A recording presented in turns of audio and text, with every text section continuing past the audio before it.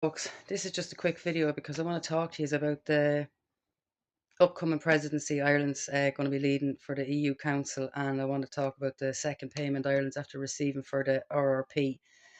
Now, Ireland is set to become the Council's president in June of 2026, and I think we really need to be focusing on these two things because we still have time to actually shut this country down and stop these if we get serious in this country. But I'm going to read a few bits off what Micheál Martin said about Ireland becoming the Council's president, EU Council presidency. He reckons the EU is not just some foreign entity. We ourselves are the EU. He stated that it's a presidency defined by action because they haven't already changed enough of this country. But the legislation that they're about to change in the next 12 months is frightening, and there'll be no coming back from it. The process of defining our priorities for 2026 is well underway and it will intensify in the coming months. We know how closely the Council presidency needs to work within the Parliament to move forward the EU's legislative agenda. Now, this is what we need to be focusing on. We can't keep looking at the distractions that are thrown to us. We need to be focusing on the legislating changes that they're bringing in. Agreeing a new MFF, which is the multinational financial framework, will be a key area of focus during the Irish presidency. And just last week, he met with the EU Budget Commissioner. The shape of the new MMF will have enormous implications for the Union, for what it can achieve and for what it can deliver for the EU citizens, not the Irish nationals, but the EU citizens. Ireland will not stand on the sidelines at this critical juncture for the EU. And on the 24th of June, Simon Harris went up to Dublin and he spoke at the Africa Ireland's Trades Horizons conference, where he stated that a story of partnership and community that we witness in the thriving African communities living in every county in Ireland, because that's what they're trying to do. It's replacement migration, whether people see this or not, and it's frightening. But we also received our second payment from the RRF uh, on the 30th of June. Now, that's the Recovery and Resilience facility, but that's a payment that comes from the UN or the EU.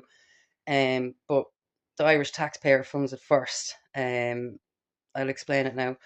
Ireland's RRF allocation is 1.15 billion, including the RE Power EU. This plan covers 11 reforms and 19 investments with 118 associated milestones and targets. Payment is contingent on achievement of the milestones and targets in each payment instalment. Now, they already got their first payment last year, and this is their second payment. This payment will amount to 115 million and will cover a total of 17 milestones. People think we're achieving so much with these protests and the government are running scared and that we're stopping them and we're hindering them, but we're actually not doing anything. And this is proof of it, folks, because they've just received their second payment from the EU because they're on target for where they want to be. They've achieved 60% of their milestones and targets, and that's why they're getting the second payment. These projects are pre-funded through the National Development Plan, which is the taxpayers' money, with the RFF recouping the parasites after the milestones and targets have been achieved. So they take the taxpayers' money, they then they get the payment from the EU, and then they start on their next set of phases of the milestones and targets, which is what we're about to see now in the next 12 months if we don't get serious in this country. The RRF will be paid to the corporation that is Ireland in 5 instalments. They got their first one of 324 million in July of 2024. The RRF entered into force on the 19th of February 2021 and will run until August 2026, because that's when they plan to have all this finished and commenced. Ireland has had to agree to allocate at least 37% of this budget to green measures and 20% to digital measures. But Ireland didn't just allocate 20% of the digital measures. We allocated 30%, which is 35 million. Hence why we're leading the digital takeover in the EU at the minute.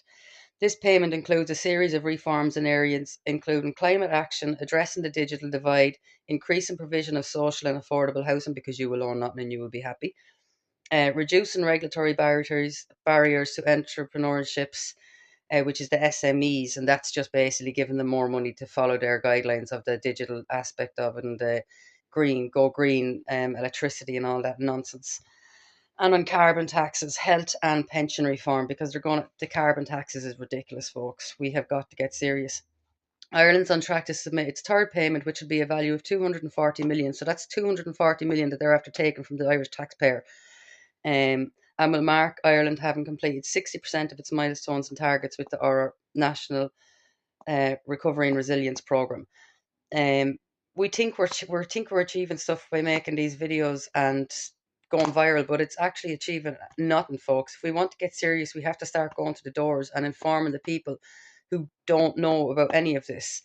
And then we need to get serious and shut this country down. We can continue on this parade that is up and down waving flags and making videos thinking we're making a difference, but the truth is we're not, because Ireland is leading this in so many ways for the EU.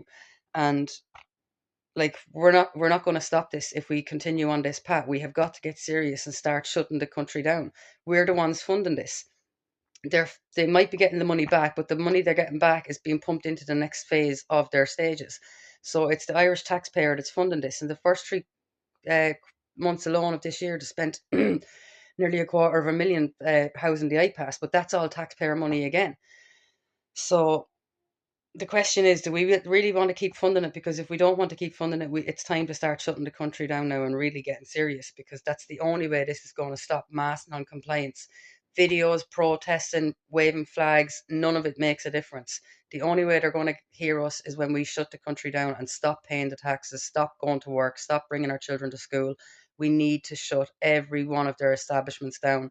Otherwise, we are walking ourselves right in the back door of this, because they are 60% of their uh, things, tasks, and milestones have been achieved, folks. So that's just showing where Ireland's headed for, and that's all under Global Ireland and Global Welcome to Africa and Welcome to Asia, because that's who's coming here, and it's all part of replacement migration. Everything that's happening in this country is a directive from the UN that's turned into a framework from the EU, and then we make it a plan here, and then that comes into our legislation. It's everything is connected, but it all stems from the parasites in the UN and the EU and the World Economic Forum, because it's all the sustainable developmental goals. That's what they're trying to achieve here.